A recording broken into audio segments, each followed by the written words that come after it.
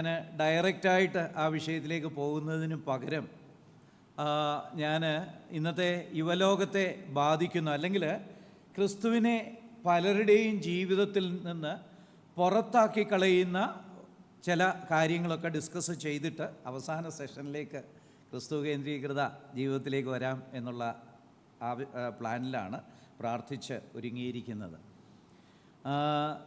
ഞാൻ ഒരു ചരിത്ര സംഗതി പറഞ്ഞിട്ട് എൻ്റെ ശുശ്രൂഷ ആരംഭിക്കാമെന്ന് വിചാരിക്കുന്നു. ഇന്ന് അമേരിക്കയിൽ ഭയങ്കര ചേഞ്ചസൊക്കെ വന്നുകൊണ്ടിരിക്കുക. ഒരുപാട് പേര് ഏത്യസത്തിലേക്കൊക്കെ പോയിക്കൊണ്ടിരിക്കുന്നു. മതമില്ലാത്ത അനേകരുണ്ട്. ഇപ്പോഴും യൂറോപ്പിനേക്കാളും മെച്ചമാണ്, എങ്കിലും അമേരിക്കയിലെ സ്ഥിതിഗതികൾ ഇങ്ങനെ കീഴ്മേൽ മറിഞ്ഞുകൊണ്ടിരിക്കുക. അപ്പോൾ അമേരിക്കയിലെ ടേണിംഗ് പോയിൻറ്റിനെ കുറിച്ച് ഞാൻ എവിടെയോ വായിച്ചു. എങ്ങനെ ദൈവകേന്ദ്രീകൃതമായ നിലയിൽ നിന്ന് ഇന്നത്തെ അമേരിക്ക ഉണ്ടായി. ഒരു ചരിത്രകാരൻ പറഞ്ഞേക്കുന്നത് ഇങ്ങനെയാണ്, ഒരു ക്രിസ്തീയ ചരിത്രകാരൻ പറഞ്ഞേക്കുന്നത് ഇങ്ങനെയാണ്. 1957 റഷ്യ സ്പുട്നിക് വിട്ടു. ആദ്യമായിട്ട് ഉപഗ്രഹം അയച്ചു, സഞ്ചാരിയെ യൂറി ഗഗാറിനെ സ്പേസിലേക്കൊക്കെ അയച്ചു. അമേരിക്കയിൽ വലിയ ചർച്ചയായി എങ്ങനെ നമ്മൾ റഷ്യയുടെ പിമ്പിലേക്ക് പോകും. ആ സമയത്ത് സ്പേസ് റിസർച്ചിൽ അമേരിക്ക വളരെ പുറകിലാണ്. അപ്പോൾ അവരൊരു കമ്മിറ്റിയെ നിയമിച്ചു. ആ കമ്മിറ്റി കണ്ടുപിടിച്ചു സയൻറ്റിഫിക് ടെമ്പറിൻ്റെ കുറവാണ്. അമേരിക്കയിൽ സയൻറ്റിഫിക് ടെമ്പർ കുറവാണ് എന്ന് പറഞ്ഞാൽ ശാസ്ത്രീയ അവബോധം കുറവാണ്. അപ്പോൾ അതുകൊണ്ട് ആ കമ്മിറ്റി റെക്കമെൻഡ് ചെയ്തു ശാസ്ത്രീയ അവബോധം കൂട്ടണം. അന്ന് ഏതാണ്ട് 1500 മില്യനോ എങ്ങാണ്ട് ബജറ്റ് വെച്ച് ഒരു പ്രോഗ്രാം അവർ സജസ്റ്റ് ചെയ്തു. അങ്ങനെ ശാസ്ത്രീയ അവബോധം വളർത്തുന്ന പരിപാടി 1960 അമേരിക്കയിൽ ആരംഭിച്ചു. അന്നു മുതലാണ് പാഠപുസ്തകങ്ങളിൽ നിന്ന് ദൈവം പുറത്താകുന്നത്. അന്നു മുതലാണ് പരിണാമം പോലുള്ള വിഷയങ്ങൾ കേന്ദ്ര വിഷയങ്ങളായിട്ട് മാറുന്നത്. അങ്ങനെ പരിണാമം കൊണ്ടും ശാസ്ത്രം കൊണ്ടും ദൈവ കേന്ദ്രീകൃതമായ ഒരു രാജ്യത്തെ ഒരു ദൈവരഹിതമായ രാജ്യമാക്കി മാറ്റാനായിട്ട് ആ കാലത്ത് അങ്ങനെ ഒരു ചേഞ്ച് വന്നു. ഡെമോക്രാറ്റുകളാണ് ആ കാലത്ത് ഭരിക്കുന്നത്. ഡെമോക്രാറ്റുകൾ വരുമ്പം പലപ്പോഴും ഇങ്ങനെ ഒരു ട്രെൻഡുണ്ട് എന്ന് സാധാരണ പറയാറുണ്ട്. എന്തായാലും അങ്ങനെ അവർ ശാസ്ത്ര അഭിരുചി അല്ലെങ്കിൽ സയൻറ്റിഫിക് ടെമ്പർ വളർത്തി നിങ്ങൾക്കറിയുമോ 10 വർഷത്തിനുള്ളിൽ അമേരിക്കയിൽ അൺവെഡ് ബർത്ത് 4 ഇരട്ടി 5 ഇരട്ടിയായി. ഓ, എന്തൊരു അച്ചീവ്മെൻ്റ് അല്ലേ! 10 years. അതുപോലെ തന്നെ എഡ്യൂക്കേഷണൽ അച്ചീവ്മെൻറ്റ് 1/4 കുറഞ്ഞു. 10 years. സയൻറ്റിഫിക് ടിമ്പർ അല്ലേ, സയൻറ്റിഫിക് ടിമ്പർ കയറി. എല്ലാ രംഗങ്ങളിലും അബോർഷൻ്റെ റേറ്റ്. പിന്നെ കാലക്രമേണ ഇങ്ങനെ കൂടിക്കൂടി അമേരിക്കയിൽ ഇന്ന് 50% വിവാഹങ്ങളും ഡിവോഴ്സിൽ അവസാനിക്കുക. ആകെപ്പാടെ അനാർക്കിയാണ്. അമേരിക്കക്കാരായിട്ടുള്ള ജനങ്ങൾ ജീവിതത്തിൻ്റെ മുകളിലത്തെ മേഖലകളിലേക്ക് വരുന്നില്ല.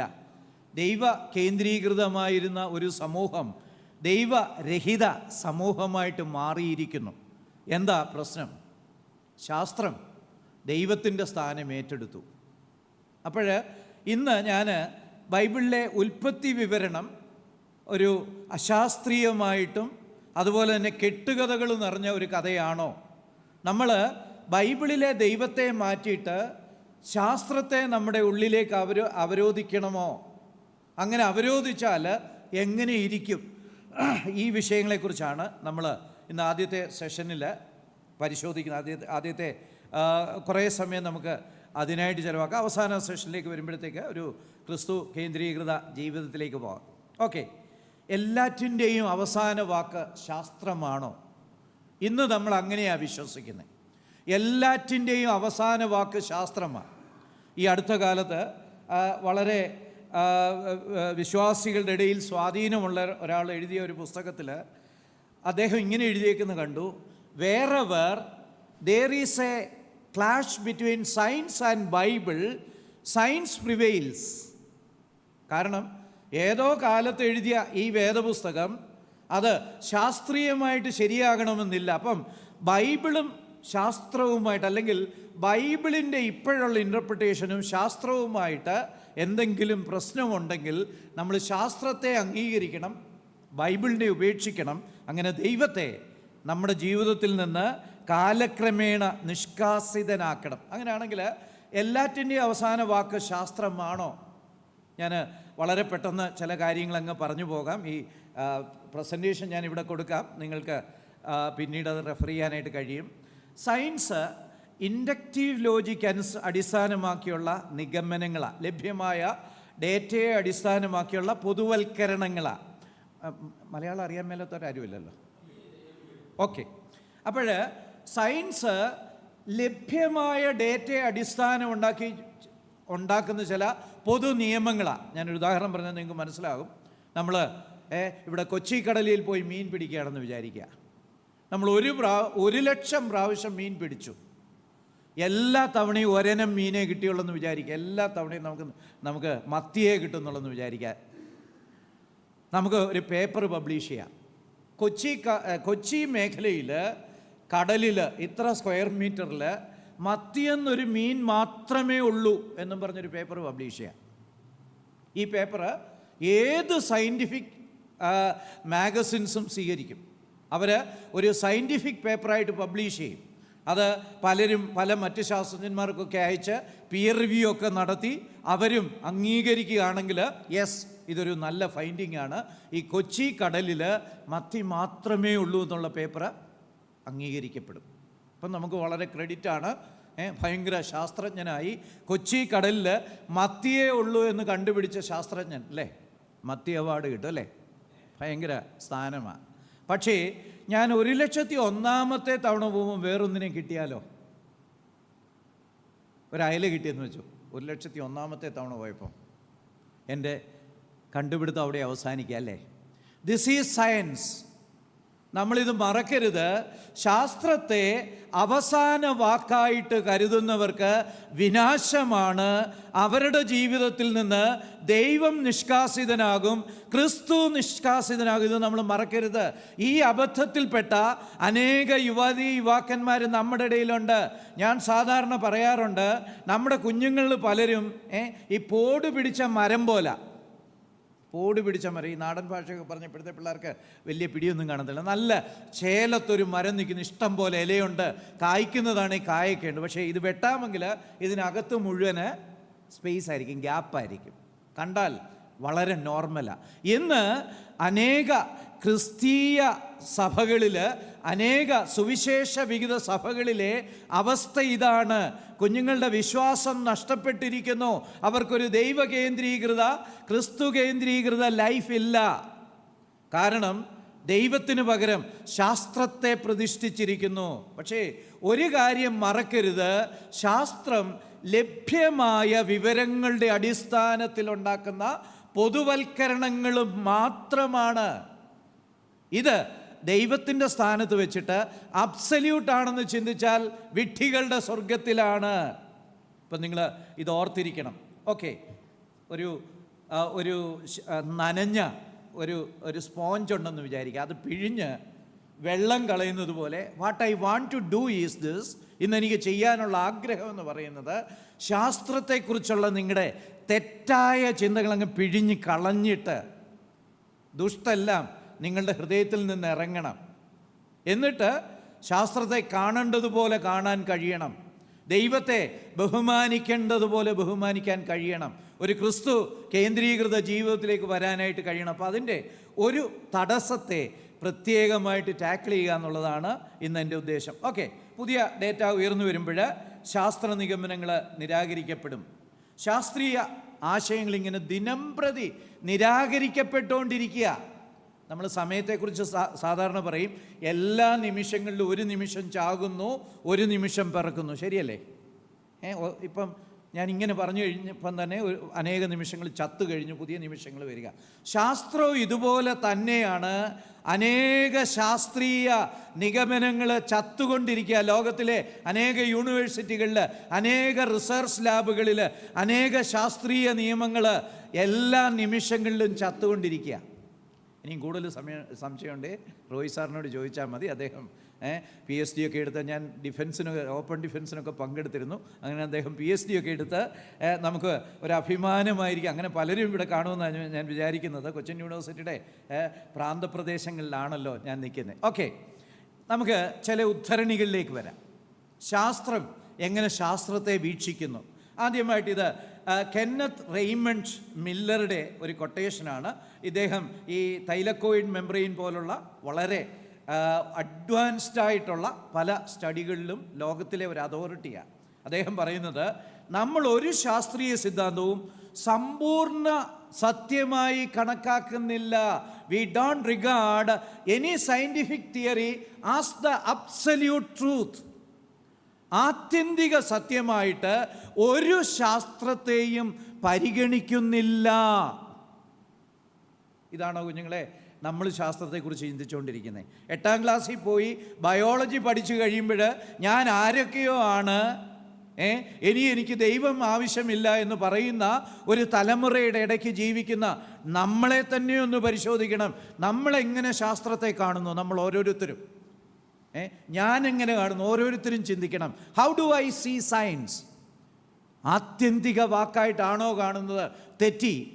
ഇന്ന് ആ തെറ്റ് കറക്റ്റ് ചെയ്തിട്ട് വേണം ഇവിടെ നിന്ന് പോകാൻ. അതാണ് യേശുക്രിസ്തു നിങ്ങളെ ഭരിക്കാനായിട്ടൊരു തടസ്സമായി നിൽക്കുന്നതെങ്കിൽ, അല്ലെങ്കിൽ ഒരു ക്രിസ്തു കേന്ദ്രീകൃത ജീവിതത്തിന് തടസ്സമെങ്കിൽ സുല്ലു പറയുക, ടാറ്റ പറയുക. ശാസ്ത്രമേ നീ ഇതാണ്, മില്ലർ പറഞ്ഞതുപോലാണ് എന്നെനിക്ക് മനസ്സിലായി. ഒരു ശാസ്ത്രീയ സിദ്ധാന്തവും ആത്യന്തിക സത്യമായി കണക്കാക്കുന്നില്ല. ഇത് Stephen Hawking A brief history of time എന്ന പുസ്തകത്തിൽ നിന്ന് എടുത്തിട്ടുള്ളതാണ്. ഈ ഹോക്കിങ് ഒരു കട്ട നിരീശ്വരനായിരുന്നു. ചാകുന്ന ശ്വാസത്തിൽ പോലും എങ്ങനെയെങ്കിലും ദൈവത്തെ ശപിക്കാൻ പറ്റുമെങ്കിൽ അത് ചെയ്യണമെന്ന് ആഗ്രഹിച്ചിരുന്ന ഒരു മനുഷ്യനാണ്. അദ്ദേഹം പറയുകയാണ്, ഒരു ശാസ്ത്ര സിദ്ധാന്തം എന്നത് നമ്മുടെ നിരീക്ഷണങ്ങളെ വിവരിക്കാനായിട്ട് നാം ഉണ്ടാക്കുന്ന ഒരു ഗണിതക മാതൃക മാത്രമാണ്. അത് നമ്മുടെ മനസ്സിൽ മാത്രം നിലനിൽക്കുന്നു. അതുകൊണ്ട് യഥാർത്ഥമായത് അല്ലെങ്കിൽ സാങ്കല്പികമായ സമയം, അദ്ദേഹം സമയത്തെക്കുറിച്ചാണ് പറയുന്നത്. ഇങ്ങനെയൊന്നും ചർച്ച ചെയ്തിട്ട് ഒരു കാര്യവുമില്ല മാഷേ എന്നാണ് പുള്ളി പറയുന്നത്. ഇത് യഥാർത്ഥമാണ്, ഇത് സാങ്കല്പികമാണെന്നൊന്നും പറയേണ്ട. ഇത് വെറും ശാസ്ത്രമെന്ന് പറയുന്നത് ഒരു ഗണിതശാസ്ത്ര ഫോർമുല പോലെ എന്തിനെയോ വിശദീകരിക്കാനായിട്ട് നമ്മൾ ഉണ്ടാക്കിയ ഒരു മോഡലാണ്, ഒരു മാതൃകയാണ്. ഇതിനെ യഥാർത്ഥമെന്ന് നമ്മൾ ചാപ്പ കുത്തിയിട്ട് ശാസ്ത്രം ദൈവമില്ല എന്ന് തെളിയിച്ചെന്നും പറഞ്ഞ് ദൈവത്തെ ഉപേക്ഷിച്ച് നടക്കുന്നവൻ്റെ കാര്യം അധോഗതിയാണ്. ഈ ശാസ്ത്രജ്ഞൻ തന്നെ പറയുകയാണ്, ഇങ്ങനെയൊക്കെ പറയുന്നത് അർത്ഥശൂന്യമാണ്. ഇത് കൂടുതൽ ഉപയോഗപ്രദമായ ഒരു വിവരണം മാത്രമാണ്, സൗകര്യപൂർവമായിട്ടുള്ള ഒരു വിവരണമാണ്. കൂടുതൽ പഠിക്കാൻ, കൂടുതൽ റിസർച്ച് ചെയ്യാനൊക്കെ നമ്മളെ സഹായിക്കുന്ന ഒരു മോഡൽ മാത്രം, ഒരു മാതൃക മാത്രമാണ്. ഇത് ആത്യന്തികമല്ലെന്നേ.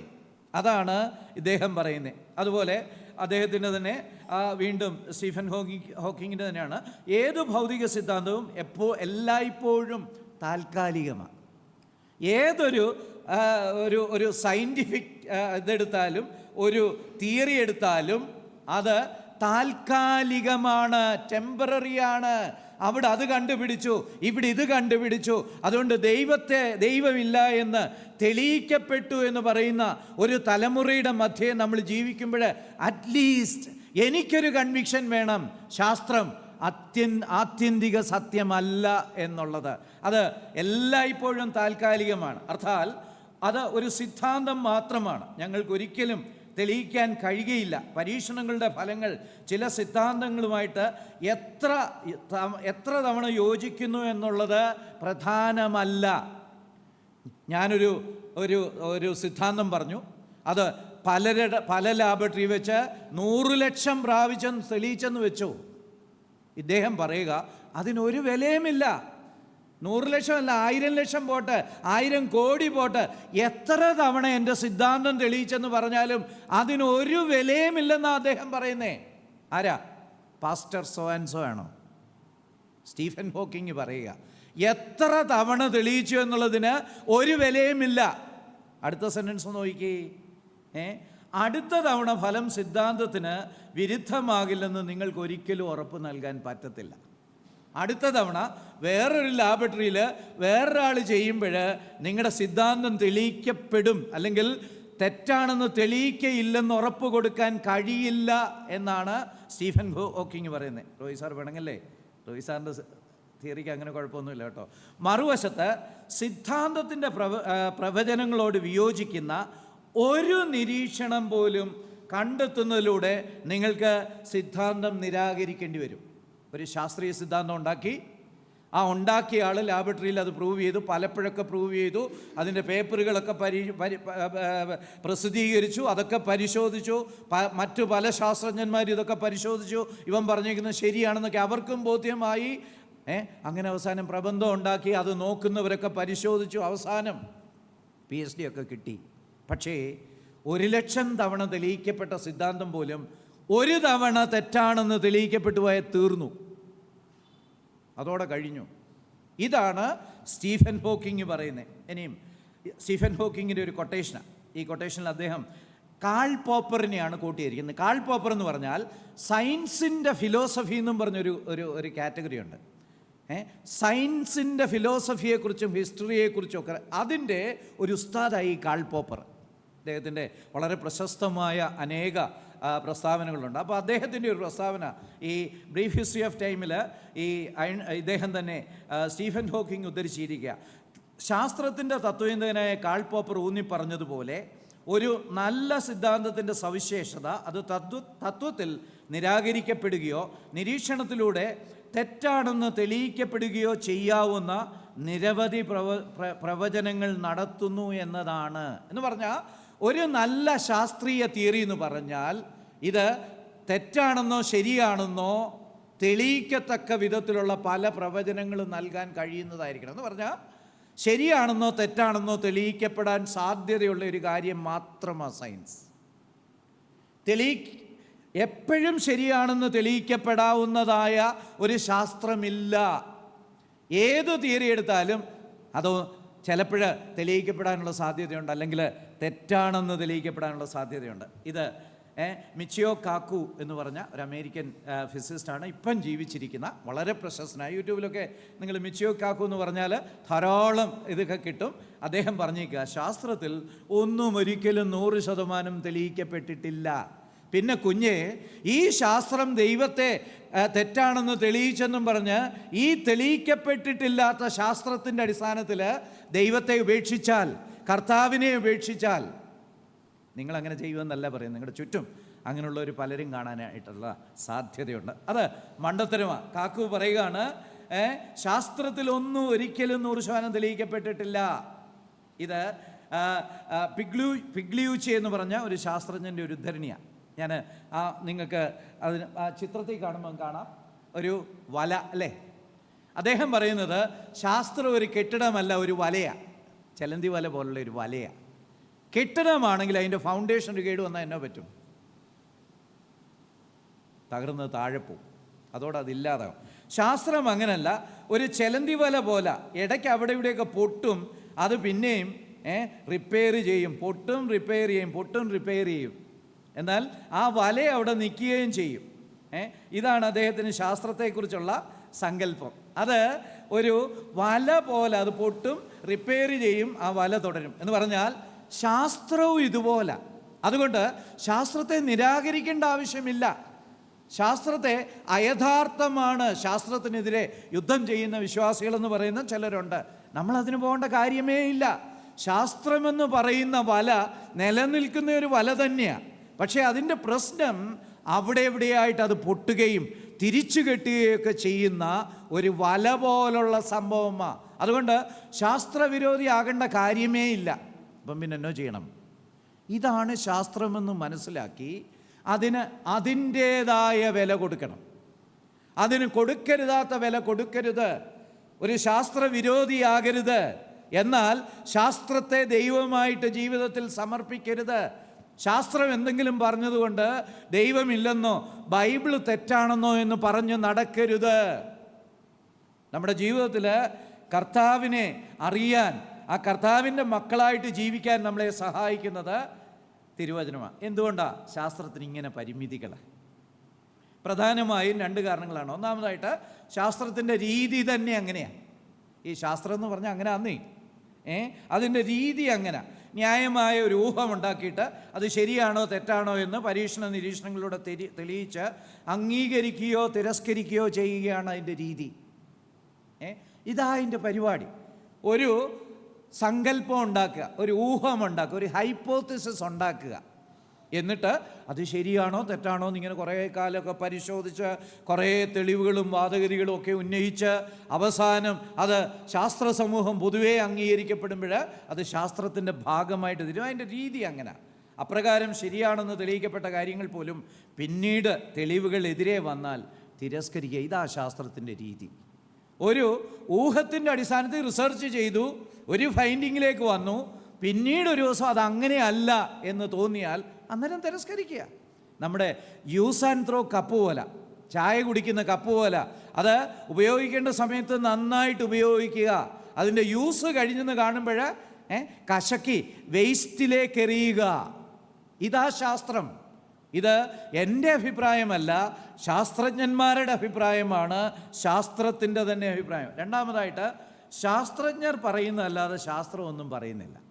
നമ്മുടെയൊക്കെ വിചാരം ദൈവം എന്ന് പറഞ്ഞ പോലെ ശാസ്ത്രം ഇങ്ങനെ കയ്യും കെട്ടി സിംഹാസനത്തിൽ ഇരിക്കുക, എന്നിട്ട് ഇടയ്ക്കിടയ്ക്ക് ഇങ്ങനെ ഓരോ കൽപ്പനകൾ ദൈവം സീനായി മലയിൽ വെച്ച് മോശയ്ക്ക് വെളിപ്പെട്ടതുപോലെ ആ ശാസ്ത്ര ദൈവം ഇങ്ങനെ ഇരുന്ന് കൽപ്പനകൾ തരിക എന്ന്. ഇല്ല, ശാസ്ത്രമെന്ന് പറയുന്നത് ശാസ്ത്രജ്ഞന്മാർ പറഞ്ഞു വെച്ച കാര്യങ്ങളാണ്. Science is what scientist say. അപ്പോൾ അതുകൊണ്ട് തന്നെ വ്യത്യാസം. അവരുടെ ബയസും അവരുടെ മുൻവിധികളും അവരുടെ നിക്ഷിപ്ത താല്പര്യങ്ങളും അതെല്ലാം ശാസ്ത്രത്തെ ബാധിക്കും. ഞാനൊന്ന് രണ്ട് ഉദാഹരണം തരുമ്പോൾ നിങ്ങൾക്ക് അത് മനസ്സിലാകും. ഇത് ആർക്കിയോ റാപ്റ്റർ എന്നും പറഞ്ഞ് നാഷണൽ ജിയോഗ്രഫിക്കിൽ 1999 ഒരു ആർട്ടിക്കിൾ വന്നതാണ്. ഇത് പക്ഷികൾക്കും ഉരകങ്ങൾക്കും റെപ്റ്റൈൽസിനും ബേർഡ്സിനും ഇടയ്ക്കുള്ള ഇണക്ക് കണ്ണികളാ. തെളിവ് കിട്ടിയിരിക്കുന്നു. പരിണാമത്തിന് വലിയൊരു വിഷമമുണ്ട്. എന്നാണെന്നറിയാമോ? ഞാൻ ഒരു പരിണാമ അധ്യാപകനായിട്ട് 3 വർഷം കോളേജിൽ പഠിപ്പിച്ച ആളാണ്. അപ്പം പരിണാമത്തെക്കുറിച്ച് എനിക്ക് നല്ല പരിചയമുള്ള ആളാണ്. എനിക്ക് വളരെ ആഴമായിട്ട് പരിണാമം പഠിക്കാനുള്ള കൃപ ദൈവം തരികയും ചെയ്തു. ഞാൻ പ്രീ ഡിഗ്രിക്ക് പഠിക്കുമ്പോൾ ഗുരുവിന് മുൻപേയും അതുപോലെ എവല്യൂഷൻ ഓർ ക്രിയേഷൻ എന്ന് പറഞ്ഞ 2 ബുക്ക് ഈനോക്ക് അപ്പച്ചൻ എഴുതിയത് വായിക്കാനിടയായി. അന്ന് ഞാൻ തീരുമാനിച്ചു ഈ സാധനത്തെ ഒന്ന് തുറന്നു കാണിക്കണം, അതുകൊണ്ട് അതിന് പറ്റിയ ഒരു കോഴ്സിന് ചേരണമെന്നൊക്കെ വിചാരിച്ചു. അങ്ങനെ ഞാൻ പോയി സുവോളജി എടുത്ത് പഠിച്ചതാണ് അന്ന്. അപ്പം ഞാൻ സുവോളജിക്ക് ചേർന്നിട്ട് വീട്ടിൽ വന്നപ്പോൾ അമ്മ ചോദിച്ചടാ, നിനക്ക് ഈ മാക്രിയോളജിയെ കിട്ടിയുള്ളല്ലോടാന്ന്. പക്ഷേ പിന്നെ എൻ്റെ ജീവിതത്തിൽ ഭൗതികമായ നന്മയ്ക്കും എൻ്റെ ആ ഡിസിഷൻ എന്നെ ഒരുപാട് സഹായിച്ചു. ആത്മീയമായിട്ടും എൻ്റെ ശുശ്രൂഷകളിൽ അന്ന് പഠിച്ച ആ പരിണാമവും ആ സുവോളജിയും ബയോളജിയും കെമിസ്ട്രിയും ബോട്ടണിയും ഫിസിക്സും ഒക്കെ എന്നെ ഇങ്ങനെ സഹായിച്ചുകൊണ്ടിരിക്കുക. അപ്പോൾ ഈ ആർക്കിയോ റാപ്റ്റർ പക്ഷികൾക്കും ഉരകങ്ങൾക്കും ഇടയ്ക്കുള്ള ഒരു ഇണക്ക് കണ്ണിയാണ്. ഇവർക്ക് ഇണക്ക് കണ്ണി എന്നുള്ള എവിടെയെങ്കിലും ആരെങ്കിലും പറഞ്ഞാൽ സന്തോഷമാണ്, ഭയങ്കര വെടിക്കെട്ടും ബഹളവുമായിരിക്കും. അയ്യോ, ഇണക്ക് കണ്ണിയെ കണ്ടുപിടിച്ചു. എന്നാ കാരണമെന്നറിയാമോ? പരിണാമം ശരിയാണെങ്കിൽ 80 ലക്ഷത്തോളം വരുന്ന ലോകത്തിലെ ജീവജാലങ്ങൾക്കിടയ്ക്ക് അതിൻ്റെ 1000 ഇരട്ടി ഇണക്ക് കണ്ണികൾ വേണം. ഇപ്പം ഒരു കുരങ്ങു പോലുള്ള ജീവി നിന്നാ മനുഷ്യനുണ്ടായെന്ന് വെച്ചോ, 1 മീറ്റർ വാൽനീളമുള്ള ഒരു കുരങ്ങിൽ നിന്നാ മനുഷ്യനുണ്ടായി. അങ്ങനെയല്ല, ഞാൻ ഉദാഹരണമായിട്ട് പറയുക. അങ്ങനെയാണെങ്കിൽ 99.99 സെൻറ്റിമീറ്റർ വാൽനീളമുള്ള മനുഷ്യനുണ്ടാവണം. 99.98 7 6 5 ഇങ്ങനെ വന്ന് 0 മീറ്റർ നീളമുള്ള മനുഷ്യനായിട്ട് മാറണം. കുരങ്ങിനും മനുഷ്യനും ഇടയ്ക്കുള്ള ആ ട്രാൻസിഷനിൽ ആയിരക്കണക്കിന് ഇണക്ക് കണ്ണികൾ കാണേണ്ടതാ.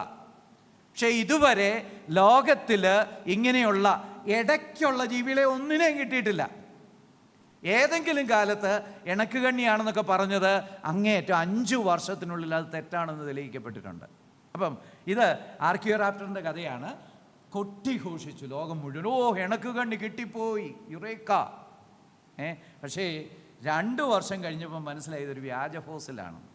ഇത് പക്ഷികളുടെയും ഉരകങ്ങളുടെയും ഒക്കെ അസ്ഥികളും ചിറകും എല്ലാം കൂടെ എടുത്തു വെച്ച് ഒരുത്തനുണ്ടാക്കിയ ഒരു വ്യാജ ഫോസിലായിരുന്നു. Science is given by scientist. അവർ ഹ്യൂമൻ ബീയിങ്സാണ്. അവർക്ക് അവരുടെ വെസ്റ്റഡ് ഇൻട്രസ്റ്റുകളുണ്ട്. ഇവനതിന് ചിലപ്പം PhD കിട്ടിക്കാണും, അല്ലെങ്കിൽ വലിയ ഫണ്ടിങ് കിട്ടിക്കാണും. ഇനിയും ഇത് അതിലും രസമാണ്. ഒരു പുള്ളി നിങ്ങളെ നോക്കി പുഞ്ചിരിക്കുന്നുണ്ടല്ലോ അല്ലേ, നല്ല പല്ല് കാണിച്ച് കോളിനോസ്. ആരാണെന്നറിയാം? പിൽഡൗൺമാനാണ്. 1912 ജിയോളജിസ്റ്റുകളുടെ ഒരു കോൺഫറൻസിൽ വെച്ചാണ് ഇവനെക്കുറിച്ച് ആദ്യം പ്രസൻറ്റേഷൻ വരുന്നത്.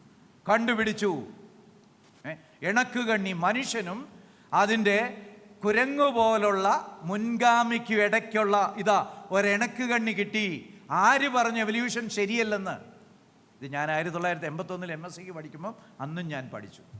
ഇണക്ക് കണ്ണി ഉദാഹരണം പിൽഡൗൺമാൻ. ഇനിയും ഇതിൻ്റെ കഥ ഭയങ്കര, ഇത് മിസ്സിംഗ് ലിങ്കാണ്, നഷ്ടപ്പെട്ട ഒരു കണ്ണിയാണ്, ഇണക്ക് കണ്ണി. ഇതാ കിട്ടിയിരിക്കുന്നു, കണ്ടുപിടിച്ചു, രഹസ്യം, പരിണാമം ശരിയാണ്. ഭയങ്കര ആഘോഷമായിരുന്നു. ഒരു ചെറിയ തലയോട്ടി, ചിമ്പൻസിയുടേതുപോലുള്ള താടിയല്ല, പ്രാകൃതവും ആധുനികവുമായ പല്ലുകളുടെ മിശ്രിതം, ഇതെല്ലാം ഉണ്ടായിരുന്നു.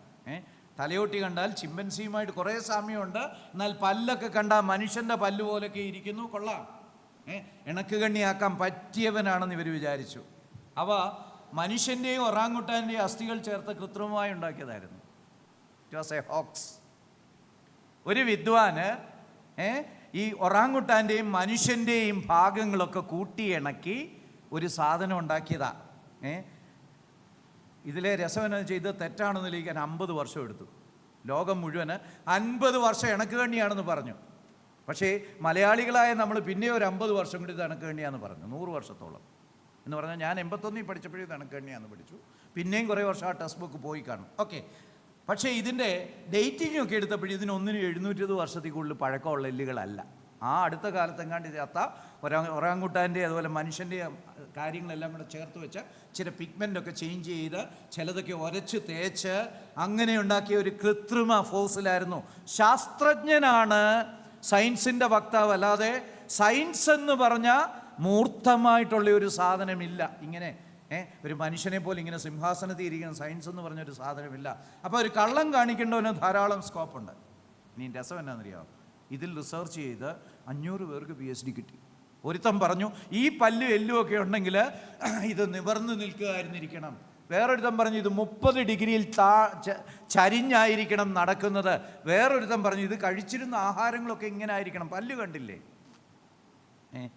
അങ്ങനെ 500 പേർക്ക് PhD കിട്ടി. പക്ഷേ ഒരു 50 വർഷം കഴിഞ്ഞപ്പോൾ ഇതൊരു വ്യാജ ഫോസിലാണെന്ന് കണ്ടുപിടിച്ചു. ഓക്കെ, പിന്നെ അവിടെ PhD ഒന്നും തിരിച്ചെടുത്ത് കാണത്തില്ല അല്ലേ? വിശ്വാസികളുടെ അവരും സ്തോത്രം പറയുമായിരിക്കും. ഓക്കെ, ശാസ്ത്രത്തിൻ്റെ നൈമിഷ്യതയെക്കുറിച്ച് വേറെ കുറേ ഉദാഹരണങ്ങളോട് പറയാം. 2022 നോബൽ സമ്മാനം ലഭിച്ചത് ചില നിലവിലുള്ള നിഗമനങ്ങൾ തെറ്റാണെന്ന് തെളിയിച്ചതിനായിരുന്നു. ആഹാ, ഇത് കൊള്ളാവുന്ന പരിപാടിയാണല്ലോ. ഒരു ശാസ്ത്ര ഒരു ഹൈപ്പോത്തിസിസോ തിയറിയോ ഒക്കെ ഉണ്ടാക്കി അതിന് PhD മേടിക്കുക, എന്നിട്ട് അതിന് നോബൽ പ്രൈസ് കിട്ടുക. കൊള്ളാം. വേറൊരുത്തിന് അത് തെറ്റാണെന്ന് തെളിയിക്കുന്നതിന് പിന്നെ നോബൽ പ്രൈസ് കിട്ടുക. നല്ല പരിപാടിയല്ലേ? ശാസ്ത്രം കണ്ടുപിടിച്ചതിന് നോബൽ പ്രൈസ്, അത് തെറ്റാണെന്ന് കണ്ടുപിടിക്കുന്നതിന് വേറൊരു നോബൽ പ്രൈസ്. ഏകദേശം അതുപോലാണ് കാര്യങ്ങളുടെ പോക്ക്. എൻറ്റാങ്കിൾമെൻ്റ് എന്ന് പറയുന്നത് ഐൻസ്റ്റീൻ്റെ വീക്ഷണം തെറ്റാണെന്നുള്ളതായിരുന്നു ഫിസിക്സിലെ നോബൽ പ്രൈസ് 2022. എൻറ്റാങ്കിൾമെൻ്റ് എന്ന് പറഞ്ഞാൽ ഒരു ചെറിയ ഫോട്ടോൺ പോലുള്ള സാധനം, ഒരു ലൈറ്റിൻ്റെ ഏറ്റവും ചെറിയ കണിക പൊട്ടി രണ്ടായാൽ അത് എത്രായിരം കിലോമീറ്റർ അകലെയാണെങ്കിലും അത് രണ്ടുപേരും ഒരുപോലെ ബിഹേവ് ചെയ്യുന്നതാണ്. ഒരെണ്ണം ഇടത്തോട്ട് ഇറങ്ങിയാൽ മറ്റേതും ഇടത്തോട്ട് ഇറങ്ങും, ഒരെണ്ണം വലത്തോട്ട് ഇറങ്ങിയാൽ മറ്റേതും വലത്തോട്ട്. എന്തോ ഒരു അദൃശ്യ കമ്മ്യൂണിക്കേഷൻ അതിനുണ്ട്. അപ്പോൾ ഐൻസ്റ്റീൻ പറഞ്ഞിരുന്ന ലൈറ്റിനേക്കാളും സ്പീഡിൽ ഒന്നിനും സഞ്ചരിക്കത്തില്ലെന്ന്. പക്ഷേ ഇവിടെ കണ്ടില്ലേ, എത്രായിരം കോടി മൈല് ദൂരെയാണെങ്കിലും എത്ര ലൈറ്റ് ഇയർ അകലെയാണെങ്കിലും ഇവന്മാരുടെ ഡാൻസ് അങ്ങോട്ടും ഇങ്ങോട്ടും എങ്ങോട്ടും ആണെങ്കിലും എല്ലാം ഒരുപോലെ ആയിരിക്കും. അപ്പം ഐൻസ്റ്റീൻ്റെ സിദ്ധാന്തം തെറ്റാണ്. അതുപോലെ എൻ്റെ വിഷയത്തിലേക്ക് വരാം. നിയാണ്ടർത്താൽ മനുഷ്യൻ്റെ ഒരു കണ്ടുപിടുത്തത്തിനാണ് മെഡിക്കൽ സയൻസിൻ്റെ ഇത് കൊടുത്തത്, നോബൽ പ്രൈസ് കൊടുത്തത്. എന്താ കണ്ടുപിടുത്തം എന്നറിയാമോ? നിയാണ്ടർത്താലുകളും ആധുനിക മനുഷ്യരും പരസ്പരം ഇണചേരുമെന്നുള്ള കണ്ടുപിടുത്തത്തിനാണ് 2022 നോബൽ പ്രൈസ്, മെഡിക്കൽ സയൻസിനുള്ള നോബൽ പ്രൈസ് കൊടുത്തത്. നിയാണ്ടർത്താലും മനുഷ്യനും തമ്മിൽ ഇണചേർന്നിരുന്നു എന്നുള്ള ഒരു തിയറി ഒരാൾ കൊണ്ടുവന്നു. അതിനാണ് നോബൽ പ്രൈസ് കൊടുത്തത്. അപ്പം ഒരു തിയറി കൊണ്ടുവരിക മാത്രമല്ല, അതിന് കുറേ തെളിവുകളൊക്കെ അദ്ദേഹം സമർപ്പിച്ചു. എന്താ രസമെന്നറിയാമോ? ഞാൻ 1981 പഠിച്ചപ്പോഴും ഈ നിയാണ്ടർത്താല് മനുഷ്യൻ്റെ മുൻഗാമിയാണ്, വേറൊരു സ്പീഷീസാണ്, 10-100 വർഷം ഇണക്കുകണ്ണിയാണ്, മനുഷ്യൻ്റെ മുൻഗാമിയാണെന്ന് പറഞ്ഞ ഈ സാധനം ഇപ്പം പറയുക മനുഷ്യനുമായിട്ട് ഇണചേർന്നെന്ന് എന്ന് പറഞ്ഞാൽ എന്നാ അർത്ഥം? ഇണചേരുന്ന വിഭാഗങ്ങളെല്ലാം ഒരേ വർഗമാണ് എന്ന് പറഞ്ഞാൽ നിയാണ്ടർത്താലും മനുഷ്യനും ഒരു വർഗമാണെന്നുള്ള കണ്ടുപിടുത്തത്തിന് 22 നോബൽ പ്രൈസ് കൊടുത്തേക്കും. അതുവരെ നമ്മൾ പാടി പുകഴ്ത്തിയിരുന്ന പാവം നിയാണ്ടർത്താല് ഇത് മനുഷ്യൻ്റെ മുൻഗാമിയാണെന്നൊക്കെ പറഞ്ഞത് ഇന്നിതാ മനുഷ്യൻ്റെ വർഗത്തിൽപ്പെട്ടതാണെന്ന് തെളിയിക്കപ്പെട്ടിരിക്കുന്നു.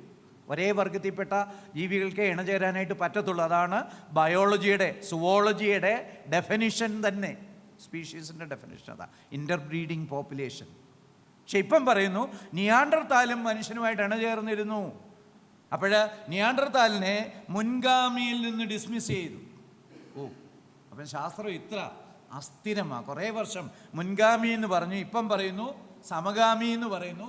നാളെ എന്തു പറയുമെന്ന് നമുക്ക് കാത്തിരിക്കാം. അതുപോലെ 2023 ഫിസിക്സിൻ്റെ നോബൽ സമ്മാനം കിട്ടിയ അറ്റോസെക്കൻഡ് എന്ന് പറഞ്ഞ ഒരു ഡിസ്കവറിക്കാണ്. ഇലക്ട്രോണിൻ്റെ വരെ ഫോട്ടോ എടുക്കാൻ പറ്റും. വളരെ തരംഗദൈർഘ്യം കുറഞ്ഞ റേസ് കണ്ടുപിടിച്ചു. ഇപ്പോൾ ഇലക്ട്രോണിൻ്റെ വരെ ഫോട്ടോ എടുക്കാം. വാ എന്ന് പറഞ്ഞാൽ സാധാരണ ഫോട്ടോ, ഫിസിക്കൽ ഫോട്ടോ എടുക്കാം ഇലക്ട്രോണിൻ്റെ വരെ അറ്റോസെക്കൻഡ് വഴി. ഇത് ഇനിയും ചെയ്യാൻ പോകുന്നത് എന്നാണെന്നറിയാമോ? നമ്മുടെ ഹൈസൻബർഗിൻ്റെ അൺസർട്ടാനിറ്റി പ്രിൻസിപ്പിളിനെ ഒരു 10 വർഷത്തിനുള്ളിൽ ഇത് കടപുഴയിക്കും. ക്വാണ്ടം ഫിസിക്സ് മുഴുവൻ ഈ ഹൈസൻബർഗിൻ്റെ അൺസർട്ടാനിറ്റി പ്രിൻസിപ്പിളിൽ അധിഷ്ഠിതമാണെങ്കിൽ ഒരു 10 വർഷത്തിനുള്ളിൽ നമ്മുടെ പുസ്തകമൊക്കെ തിരുത്തേണ്ടി വരും. നമ്മൾ തിരുത്തി വരുമ്പോഴത്തേക്ക് 50 വർഷം എടുക്കും. എന്നാലും തിരുത്തുന്നതിനെക്കുറിച്ച് ആലോചിക്കേണ്ടി വരും. നിയാണ്ടർത്താലിനെ മാറ്റിയതുപോലെ, പിൽഡൗൺമാനെ മാറ്റിയതുപോലെ ഇവർ ഈ പറയുന്ന ഈ അൺസർട്ടാനിറ്റി പ്രിൻസിപ്പിളും ഒന്നും ശരിയല്ല. നമുക്ക് ടൂൾസ് ഇല്ലാത്തത് കൊണ്ടാണ് ഇലക്ട്രോണിൻ്റെ പൊസിഷനും വെലോസിറ്റിയും ഒരുമിച്ച് അളക്കാൻ കഴിയാത്തത്.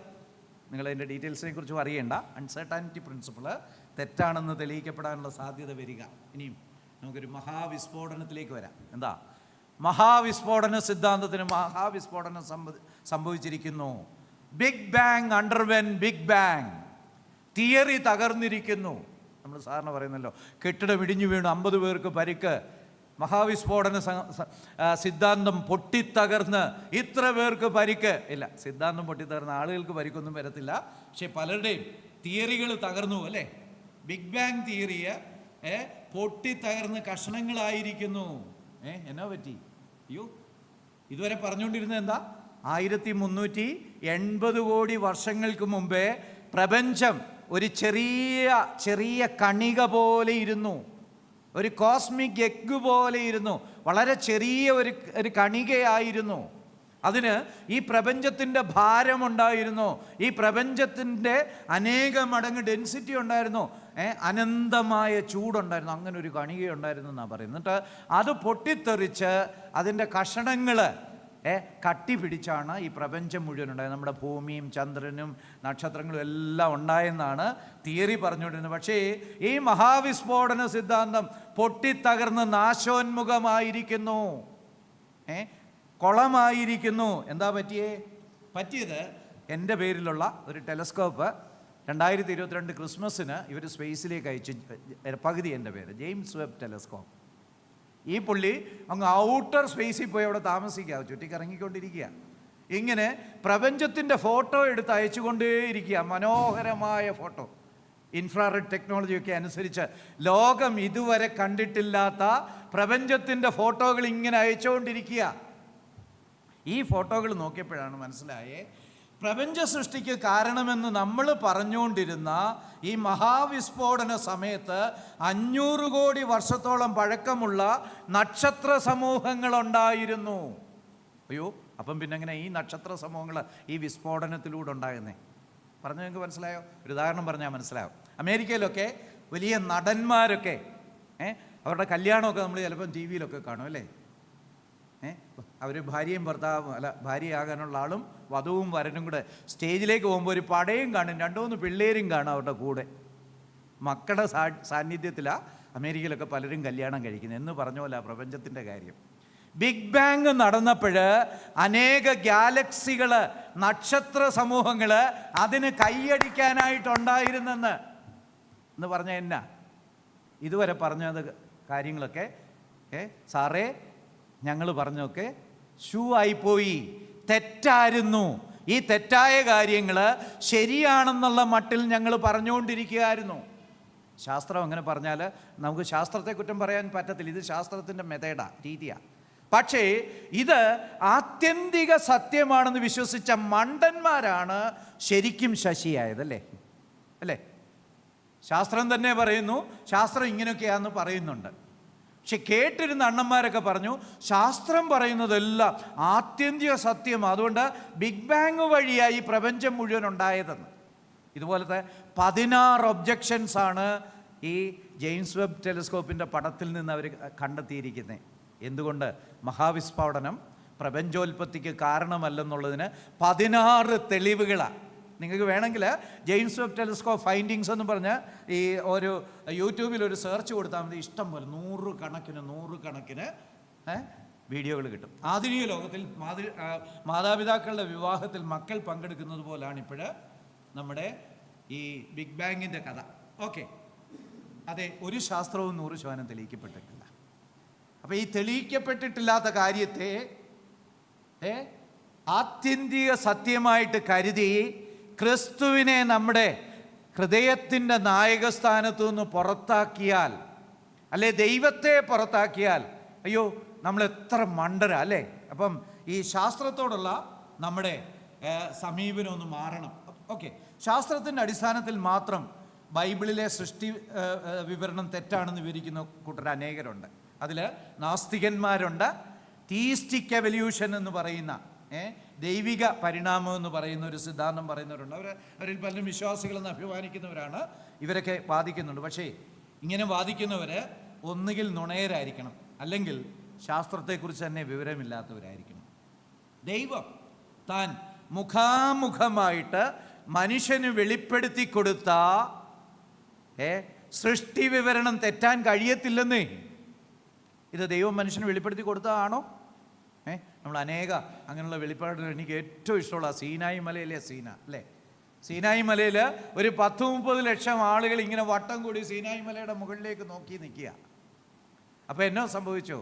ഈ മഴ വാക്സ് ഉരുകിയിട്ട് തീ പിടിക്കുന്നത് പോലെ മല നിന്ന് കത്തുക. ദൈവം ഇറങ്ങി വന്നപ്പോൾ ലോകത്തിലേക്ക് ഇതുവരെ ഉണ്ടായിട്ടുള്ള വലിയ ഫ്ലെയിം അതായിരിക്കും, സീനായി ഫ്ലെയിം.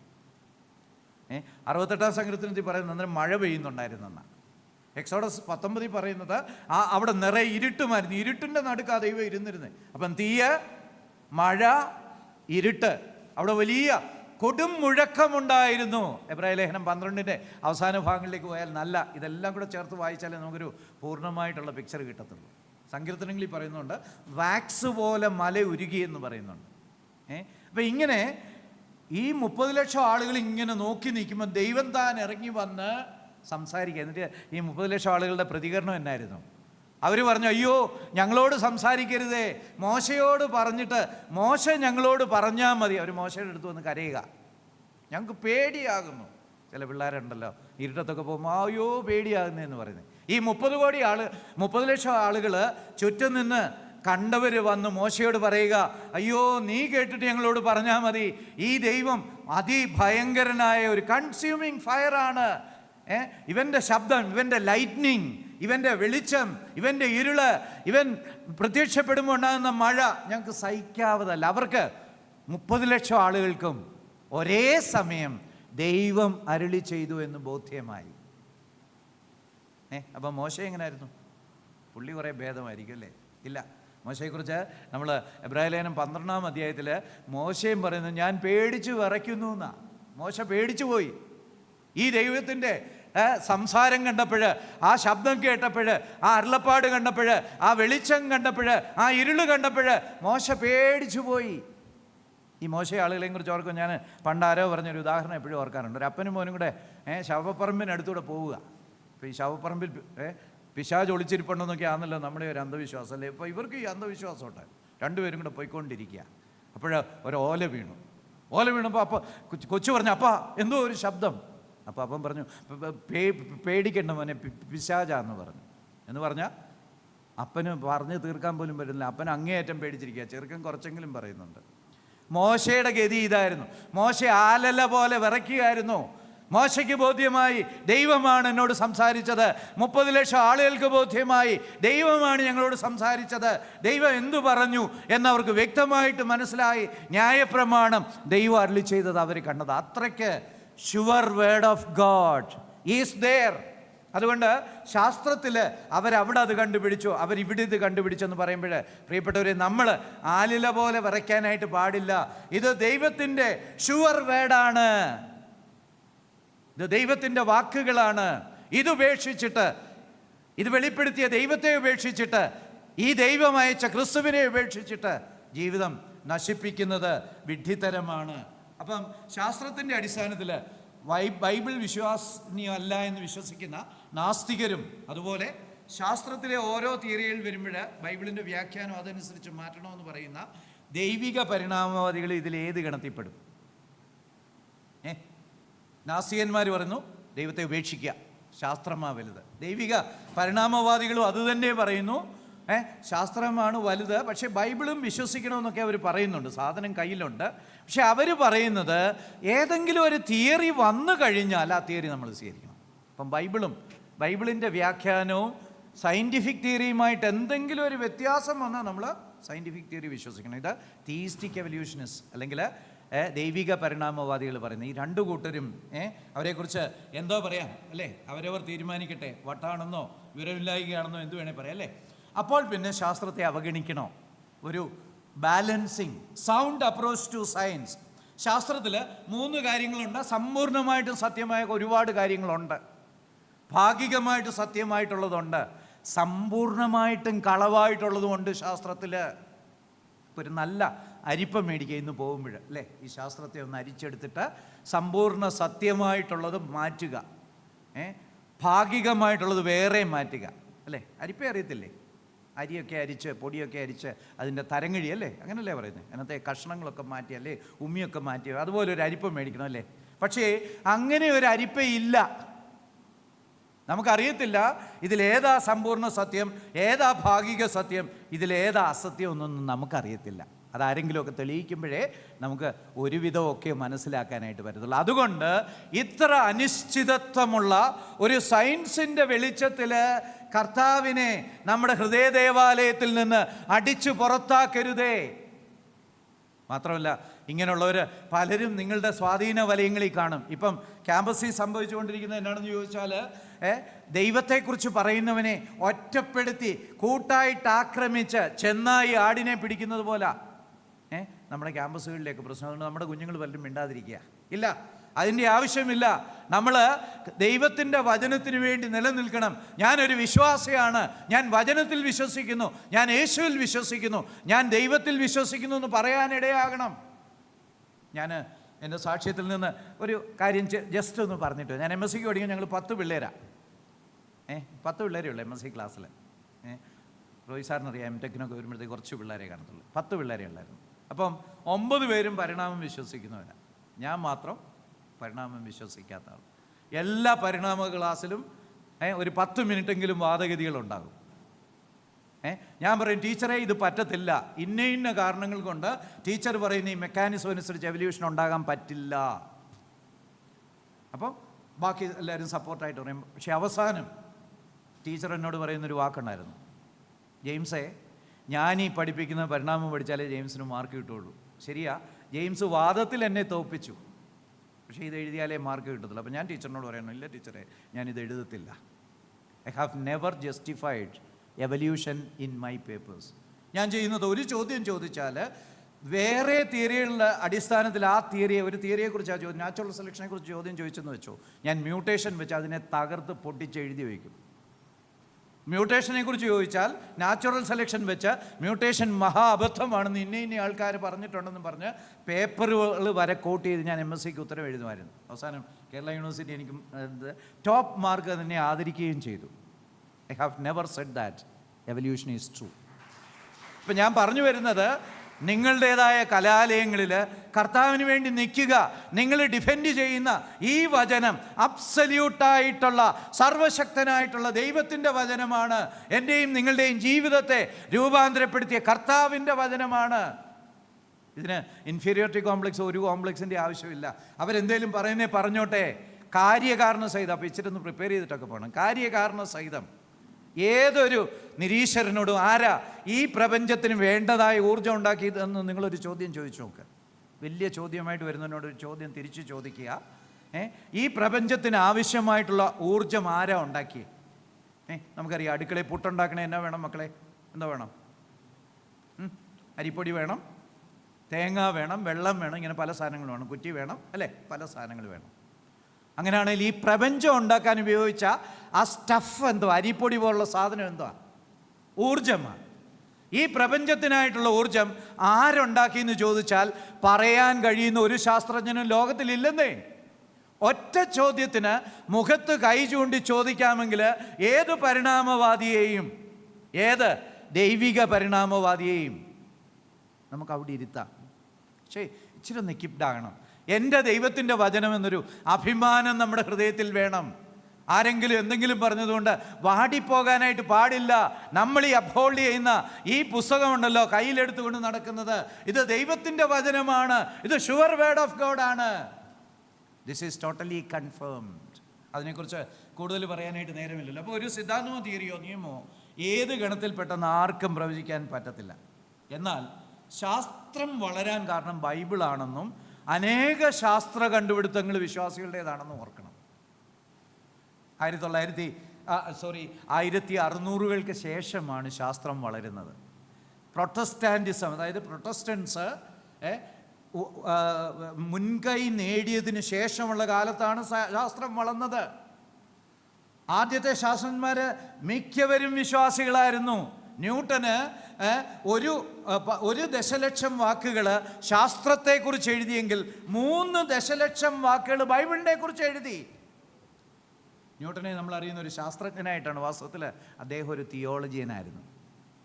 ഇതുപോലുള്ള അനേക അഗ്രഗണ്യന്മാരായിട്ടുള്ള ശാസ്ത്രജ്ഞന്മാരുടെ പേര് നമുക്ക് പറയാനായിട്ട് സാധിക്കും.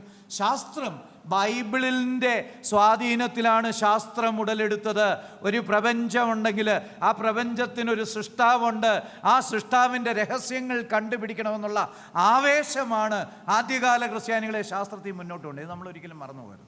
അപ്പോൾ അവിടെ ഇവിടെ ഇരുന്ന് ശാസ്ത്രവും ബൈബിളും വൈരുദ്ധ്യമാണെന്ന് പറയും. മുഖത്ത് നോക്കി പറയണം, നേരെ തിരിച്ചാ കുഞ്ഞേ. ഈ ശാസ്ത്രം ഉണ്ടായത് തന്നെ, അല്ലെങ്കിൽ ശാസ്ത്രം വളർന്നു പന്തലിച്ചത് ബൈബിളിൻ്റെ സ്വാധീനത്തിലാണ്. അനേക ശാസ്ത്രജ്ഞന്മാർ വിശ്വാസികളാണ്. ഈയിടെ ഒരു സർവേ കണ്ടു, ഇപ്പോഴും 21-ാം നൂറ്റാണ്ടിൻ്റെ കുറേ വർഷങ്ങൾ പോയി കഴിഞ്ഞല്ലോ, ഇപ്പോഴും 65% ശാസ്ത്രജ്ഞന്മാരും ദൈവവിശ്വാസികളാണ്. ഇനിയും ബാക്കിയുള്ളവരും താമസിയാതെ അതിലേക്ക് വരും. ഈയിടെ ഗോഡ് ഡെല്യൂഷൻ എന്ന് പറഞ്ഞ പുസ്തകം എഴുതിയ ആളുടെ അറിയാമോ? ഗോഡ് ഡെല്യൂഷൻ എഴുതിയ റിച്ചാർഡ് ഡോക്കിൻസിൻ്റെ വളരെ ഫേമസ് ആയിട്ടുള്ളൊരു സ്റ്റേറ്റ്മെൻ്റ് ഉണ്ട്. I am a cultural Christian. എനിക്ക് ക്രിസ്തീയ സംസ്കാരമായി ഇഷ്ടം, എനിക്കങ്ങനെ തുടരണമെന്നാണ് ഈ പഹേന് ഈ ഗോഡ് ഡെല്യൂഷനിൽ എഴുതി വച്ചേക്കുന്നത്. ദൈവത്തെക്കുറിച്ച് പഠിപ്പിക്കരുത്, ക്രിസ്ത്യാനിത്വത്തെക്കുറിച്ച് പഠിപ്പിക്കരുത്, അതൊക്കെ മഹാപാതകമാണെന്ന് പറഞ്ഞ വിദ്വാന് 2018 ആയപ്പോഴത്തേക്ക് പറഞ്ഞിരിക്കുന്നു, I am a cultural Christian, Christianity should survive. എന്താ കാരണം? അതാ സത്യം. അപ്പം അതുകൊണ്ട് നമ്മുടെ ഇൻഫീരിയോറിറ്റി കോംപ്ലക്സ് ഒക്കെ ഒന്ന് പോകട്ടെ, നമുക്ക് ദൈവത്തിന് വേണ്ടി നിൽക്കാം. എല്ലാ ശാസ്ത്രവും ദൈവിക സൃഷ്ടി രഹസ്യങ്ങൾ മനുഷ്യൻ കണ്ടുപിടിക്കാൻ ശ്രമിക്കുന്നതാണെന്ന് ഓർത്തിരിക്കണം. ആ ഒരു അഭിമാനം നമ്മുടെ ഹൃദയത്തിൽ വേണം. അതിനാൽ ഒന്നിനെയും അവഗണിക്കാതിരിക്കുക, അതേസമയം ആത്യന്തിക സത്യമായി കരുതി വാദഗതികൾ ഉന്നയിക്കുകയും വഴക്കുണ്ടാക്കുകയും ചെയ്യാതിരിക്കുക. ശാസ്ത്രം ദൈവമാണെന്ന് ചിന്തിക്കാതിരിക്കുക. അതെന്ന് വേണേൽ, അതിൻ്റെ ഏത് സിദ്ധാന്തം വേണേൽ വീഴാമെന്നുള്ള ബോധ്യത്തിൽ ജീവിക്കുക. എന്നാൽ ഈ ശാസ്ത്രം വചനത്തിൻ്റെ ഒരു ഉപോൽപ്പന്നമാണ് എന്ന് ഓർത്തിരിക്കുക. ഓരോ ശാസ്ത്രവും പ്രയോഗത്തിൽ വരുത്തുന്നതുകൊണ്ടുണ്ടാകുന്ന പ്രയോജനം ആസ്വദിക്കുകയും ചെയ്യുക. ഈ ശാസ്ത്രം ഉപയോഗിച്ചപ്പോൾ എക്സ്റേ അല്ലെ അൾട്രാസൗണ്ട്, അതൊക്കെ ഉപയോഗിച്ച് പല ഗുണങ്ങളുമുണ്ട്.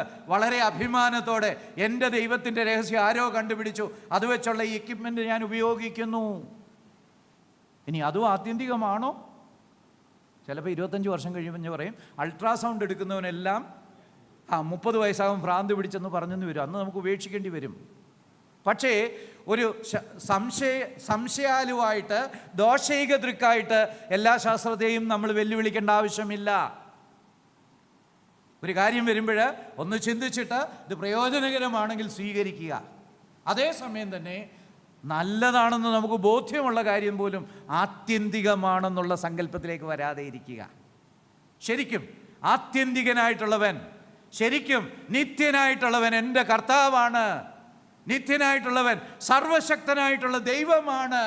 ആ ദൈവത്തെ ഹൃദയത്തിൽ നിന്ന് പുറത്താക്കിയാൽ വലിയ ശൂന്യതയിലേക്ക്, വലിയ നഷ്ടത്തിലേക്ക് പോകും. ഈ പാശ്ചാത്യ രാജ്യങ്ങളൊക്കെ ഇതൊക്കെ ചെയ്തിട്ട് എന്നാ ഗുണം? ഇപ്പം 90% വിവാഹങ്ങളും യൂറോപ്പിലൊക്കെ ഡിവോഴ്സിലേക്ക് പോവുക. അമേരിക്കയിൽ നടത്തിയൊരു സ്റ്റഡി പറയുന്നത് ഒരു മനുഷ്യൻ്റെ ജീവിതത്തിലെ ഏറ്റവും വലിയ ട്രോമ, ഏറ്റവും വലിയ ദശാസന്ധി എന്ന് പറയുന്നത്, വിഷമഘട്ടം എന്ന് പറയുന്നത് ഡിവോഴ്സാണ്. ഒരു കുഞ്ഞിനെ സംബന്ധിച്ച് അവൻ്റെ അപ്പൻ്റെയും അമ്മയുടെയും ഡിവോഴ്സാണ് അവൻ്റെ ജീവിതത്തിലെ ഏറ്റവും വലിയ കഷ്ടകരമായ അവസ്ഥ. അതുകൊണ്ടാണ് ഇന്ന് അനേകര് നിരീശ്വരവാദികളായിട്ടും ഡിപ്രഷനിലേക്കും സൂയിസൈഡിലേക്കും ഒക്കെ മുങ്ങിത്താണുകൊണ്ടിരിക്കുന്ന പ്രിയപ്പെട്ടവരെ, ഈ ദൈവത്തെ നമ്മുടെ ജീവിതത്തിൽ നിന്ന് പുറത്താക്കിയാൽ നമ്മുടെ ജീവിതം ഫലശൂന്യമാണ്. 1 മണിക്കൂറായെന്ന് തോന്നുന്നു അല്ലേ? 5 മിനിറ്റ്. ഓക്കെ. അപ്പോൾ ഈ വചനത്തെക്കുറിച്ച് ധാരാളം ക്രിറ്റിസിസങ്ങൾ നമ്മൾ കേൾക്കാറുണ്ട്. അതിലൊരു ക്രിറ്റിസിസമാണ് ഇത്. സാധാരണ ദൈവിക പരിണാമവാദികൾ പറയുന്നതാണ് ഉൽപ്പത്തി പുസ്തകത്തിലെ ദിവസം 24 മണിക്കൂറോ യുഗമൊക്കെയാണ്. അതുകൊണ്ട് ഇത് 24 മണിക്കൂറിനുള്ളിൽ ദൈവം ഇത്രയും കാര്യങ്ങളൊക്കെ ചെയ്തെന്ന് പറഞ്ഞാൽ വിശ്വസിക്കാൻ പറ്റുമോ? ഇല്ല, വിശ്വസിക്കാൻ പറ്റില്ല. അതുകൊണ്ട് നമുക്ക് മെല്ലെ ഒരു കാര്യം ചെയ്യാം. ബിഗ് ബാങ്ങിൽ പോയി വിശ്വസിക്കാം. 1380 കോടി വർഷം മുമ്പ് സംഭവിച്ച കാര്യമാണ്. അതിനുശേഷം ഇങ്ങനെ മെല്ലെ മെല്ലെ മെല്ലെ പരിണമിച്ച് വന്നതാണെന്ന് വിശ്വസിക്കാമെന്ന് പറയുന്നവരുണ്ട്. ഇവര് അകത്തുനിന്ന് നമ്മുടെ വിശ്വാസം നശിപ്പിക്കാൻ ശ്രമിക്കുന്ന തൊരപ്പനെലികളാണ്. മനസ്സിലായോ?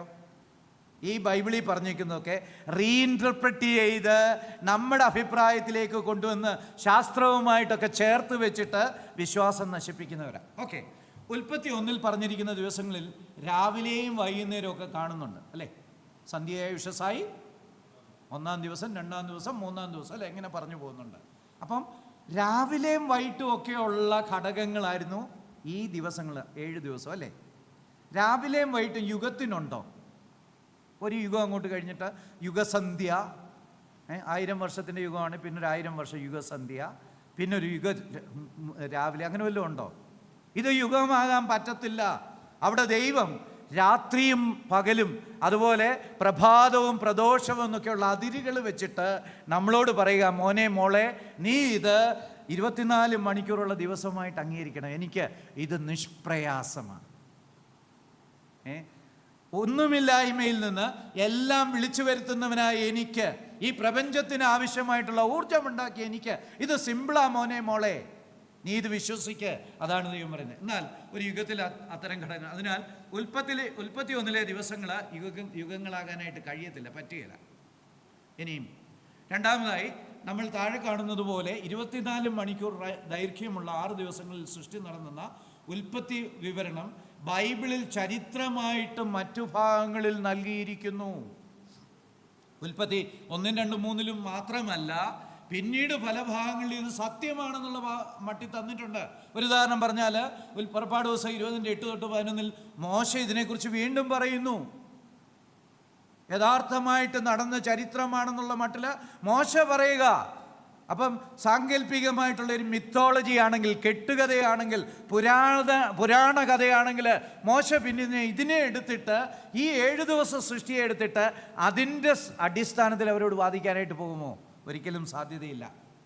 അതുപോലെ ആദാമിൻ്റെയും ഹവ്വയുടെയും സൃഷ്ടിയെക്കുറിച്ചും അവർ ഒന്നായതിനെക്കുറിച്ചും പരാമർശിക്കുമ്പോൾ യേശു സൃഷ്ടിയാഖ്യാനത്തെ ചരിത്രപരമായിട്ട് കാണുന്നുണ്ട്. മത്തായി 19:4-6, മർക്കോസ് 10:6-8 ഈ ഭാഗങ്ങളിലൊക്കെ നടന്ന കാര്യമായിട്ട് കർത്താവ് പറയുന്നത് കേട്ടാൽ തോന്നും, അയ്യോ ഞാൻ കണ്ടതല്ലേ. കർത്താവ് കണ്ടതാ അല്ലേ? സൃഷ്ടാവ് ആ മട്ടില്ല പറയുന്നത്. അതായത് ഈ 1-ാം അധ്യായത്തിലുള്ള സൃഷ്ടി വിവരണം യഥാർത്ഥമാണെന്നുള്ള മട്ടിൽ കർത്താവ് പറഞ്ഞിട്ടുണ്ടെങ്കിൽ ഇത് യഥാർത്ഥമായാലേ പറ്റത്തുള്ളൂ. ഈ കർത്താവിൽ ഗതിഭേദത്താലുള്ള ആച്ഛാദനമുള്ളവനല്ല, അവൻ വ്യതിയാനമുള്ളവനല്ല, അവൻ വാക്കുമാറുന്നവനല്ല. കർത്താവ് പറഞ്ഞാൽ അത് ഷുവറാണ്. അതുകൊണ്ട് ദൈവിക പരിണാമം എന്നൊക്കെ പറയുന്നവരെ ആട്ടി ഓടിക്കുക തന്നെ ചെയ്യണം. അതുപോലെ പൗലോസും അങ്ങനെ തന്നെ പറഞ്ഞിട്ടുണ്ട്. ഇത് ചരിത്ര സംഭവമാണെന്നുള്ള മട്ടിൽ എഫേസ്യർ 5:31, 2 കൊരിന്ത്യർ 11:3, 1 തിമോഥെയോസ് 2:13-14 ഇങ്ങനെ അനേക ഭാഗങ്ങളിൽ പൗലോസും സൃഷ്ടി വിവരണത്തെ ചരിത്ര സത്യമായിട്ടെടുത്ത് പല മറ്റ് ഉപദേശങ്ങളും തരുന്നുണ്ട്. ഒരു സാങ്കല്പിക കാര്യത്തെക്കുറിച്ച് ചരിത്രം എന്ന പോലെ പറയാനായിട്ട് കഴിയത്തില്ല. സത്യസന്ധനായ പരിശുദ്ധാത്മാവിന് ഒരു സാങ്കല്പിക അല്ലെങ്കിൽ ഒരു മിത്തിനെ ഉപയോഗിച്ച് അല്ലെങ്കിൽ ഒരു കെട്ടുകഥയെ സത്യമാണെന്നുള്ള മട്ടിൽ പിന്നീട് പറയാൻ പരിശുദ്ധാത്മാവിനെ കൊണ്ട് പറ്റുകയില്ല. മനുഷ്യനായിരുന്നേ ചിലപ്പം പറഞ്ഞെന്ന് പറഞ്ഞു. ഓക്കെ, ഒരു സംഭവത്തെക്കുറിച്ച് സമാന ആഖ്യാനം ഒരു ഭാഗത്ത് ആലങ്കാരികവും മറ്റു ഭാഗങ്ങളിൽ അക്ഷരാർത്ഥത്തിൽ ശരിയുമാണെന്ന് കരുതുന്നത് യുക്തിരഹിതമാണ്. ഈ പല ഭാഗങ്ങളിൽ ഇത് സത്യസന്ധമായ ചരിത്രമാണ്, ഇതുകൊണ്ടാണ് ഇന്ന പ്രശ്നം ഉണ്ടായത്, ഇതുകൊണ്ടാണ് നിങ്ങൾ ഇന്നത് ചെയ്യേണ്ടത്. ഇപ്പോൾ സ്ത്രീ പുരുഷ ബന്ധത്തെക്കുറിച്ചൊക്കെ പൗലോസ് പഠിപ്പിക്കുമ്പോൾ സൃഷ്ടിയിലേക്ക് വരിക, അവിടെ പറഞ്ഞിരിക്കുന്ന സൃഷ്ടി സംഗതി ശരിയാ, അതുകൊണ്ട് നിങ്ങൾ ഇങ്ങനെ ബിഹേവ് ചെയ്യണം, സൃഷ്ടിയിലേക്കാണ് അതിനെ ബന്ധിച്ചിരിക്കുന്നത്. അങ്ങനെയാണെങ്കിൽ പ്രിയപ്പെട്ടവരെ ഇത് സത്യസന്ധമാണ്, നമ്മൾ അംഗീകരിച്ചേ പറ്റത്തുള്ളൂ. മൂന്നാമതായിട്ട് പത്രോസ് 3:8, 2 പത്രോസ് 3:8 ഒരു ദിവസം 1000 വർഷത്തിന് തുല്യമാണെന്ന് പറഞ്ഞിട്ടാണ് ഇവരിതിനെ ന്യായീകരിക്കുന്നത്. ഒരു ദിവസം 1000 ദിവസത്തിന് തുല്യമാണ്. അപ്പോൾ അതുകൊണ്ട് ഈ ഉൽപ്പത്തി പുസ്തകം 1-ാം അധ്യായം പറഞ്ഞിരിക്കുന്നത് സത്യമാകണമെന്നില്ല. അതൊക്കെ വലിയ യുഗങ്ങളൊക്കെ ആയിരിക്കും എന്നാണ് പറയുന്നത്. പക്ഷേ അങ്ങനെ വന്നാലും ഇതിനകത്ത് പറഞ്ഞിരിക്കുന്ന കണക്ക് തെറ്റാണ്. അങ്ങനെ വന്നാൽ എത്ര വരും? 6 × 1000 6000, അല്ലെ 7 × 1000 7000. പിന്നെ ഇപ്പം ഒരു 6000 വർഷം കൂടെ ആയി, അല്ലേ? അപ്പം 13000, അല്ലേ? അതിൽ കൂടുതൽ പറ്റുകയല്ലോ.